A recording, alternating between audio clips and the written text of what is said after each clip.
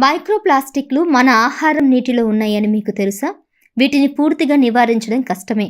కానీ కుళాయి నీరు తాగడం, ప్లాస్టిక్ ప్యాకేజింగ్ ఆహారాన్ని తగ్గించడం, తక్కువ ప్రాసెస్ చేసిన ఆహారం తీసుకోవడం వల్ల ఈ ఎక్స్‌పోజర్‌ను తగ్గించవచ్చు. ఈ చిన్న మార్పులు మీ ఆరోగ్యాన్ని సురక్షితంగా ఉంచుతాయి.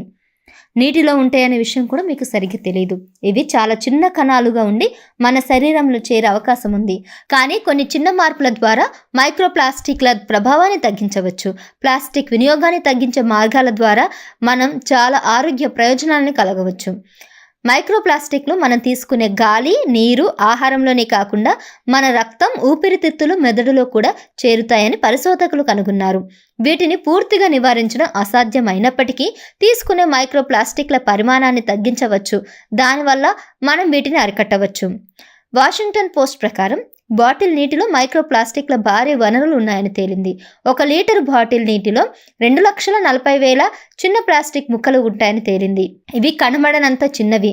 కుళాయి నీటిలో కూడా మైక్రోప్లాస్టిక్లు ఉంటాయి, కానీ తక్కువ పరిమాణంలో ఉంటాయి. కుళాయి నీరు బాటిల్ నీటితో పోలిస్తే ఎక్కువ సురక్షితంగా ఉంటుంది. మంచినీటి ఫిల్టర్ 90% వరకు మైక్రోప్లాస్టిక్లను తొలగించగలదు.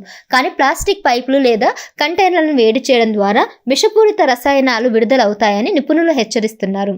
చాలామంది ప్లాస్టిక్ కంటైనర్లలో ఆహారాన్ని నిల్వ చేసి మైక్రోవేవ్లో వేడి చేస్తారు. ఇది ప్రమాదకరం.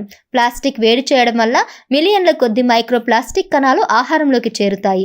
బదులుగా గాజు లేదా సిరామిక్లను ఉపయోగించడం ఉత్తమం. నైలాన్ టీ బ్యాగులు వేడి నీటిలో నానబెట్టినప్పుడు పెద్ద మొత్తంలో మైక్రోప్లాస్టిక్ కణాలు విడుదలవుతాయి.